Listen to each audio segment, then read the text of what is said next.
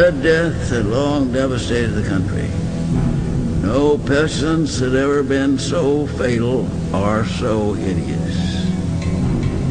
Blood was its avatar and its seal. The redness of the horror of blood.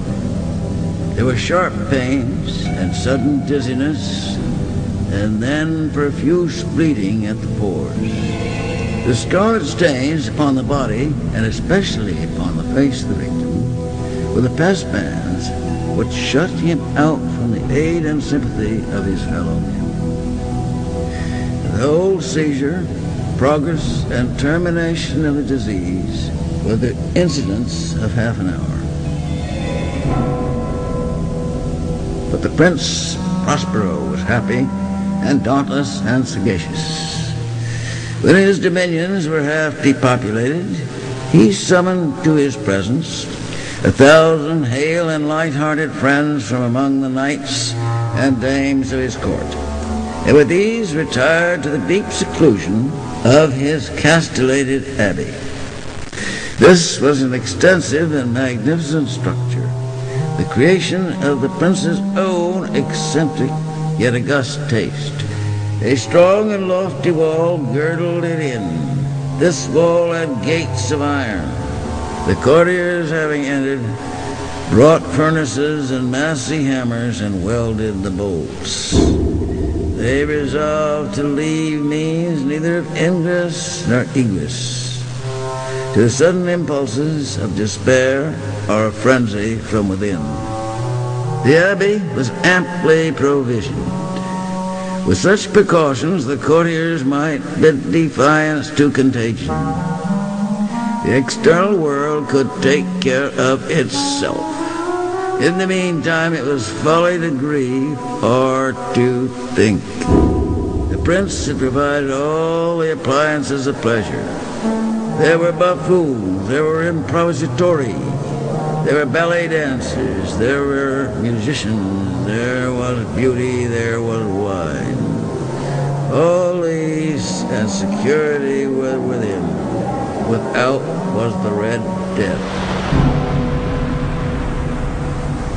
It was toward the close of the 5th or 6th month of his seclusion, and while the pestilence raged most furiously abroad, that the Prince Prospero entertained his 1,000 friends at a masked ball of the most unusual magnificence. It was a voluptuous scene, this masquerade. But first let me tell you of the rooms in which it was held. There were 7. In the middle of each, a tall and narrow Gothic window looked down upon the closed corridor, which pursued the windings of the suite. These windows were of stained glass, whose color varied in accordance with the prevailing hue of the decorations of the chamber into which it opened. That at the eastern extremity was hung, for example, in blue, and vividly blue were its windows. The second chamber was purple in its ornaments and tapestries, and here the panes were purple. The third was green throughout, and so were the casements.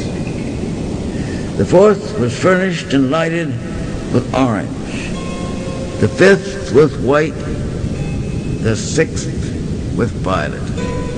The 7th apartment was closely shrouded in black velvet tapestries that hung all over the ceiling and down the walls, falling in heavy folds upon a carpet of the same material and hue. But in this chamber only, the color of the windows failed to correspond with the decorations. The panes here were scarlet, a deep blood color. In the corridors that followed the suite, there stood, opposite to each window, a heavy tripod bearing a brazier of fire.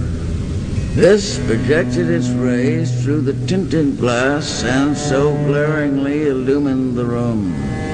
And thus were produced a multitude of gaudy and fantastic appearances. But in the western or black chamber, the effect of the firelight that streamed upon the dark hangings through the blood-tinted panes was ghastly in the extreme. and produced so wild a look upon the countenances of those who entered that there were few of the company bold enough to set foot within its precincts at all. It was in this apartment also that there stood against the western wall a gigantic clock of ebony. Its pendulum swung to and fro with a dull, heavy, monotonous clang.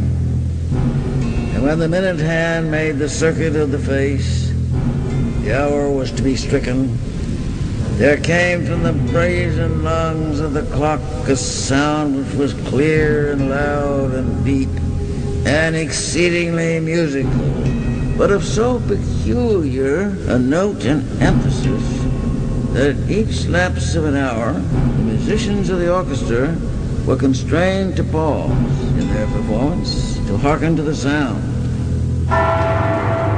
And thus the waltzers perforce ceased their evolutions, and there was a brief disconcert of the whole company. And while the chimes of the clock yet rang, it was observed that the giddiest grew pale, and the more aged and sedate passed their hands over their brows, as if in confused reverie or meditation. But when the echoes had fully ceased, a light laughter at once pervaded the assembly. The musicians looked at each other and smiled, as if at their own nervousness and folly, and made whispering vows each to the other that the next chiming of the clock would produce in them no similar emotion.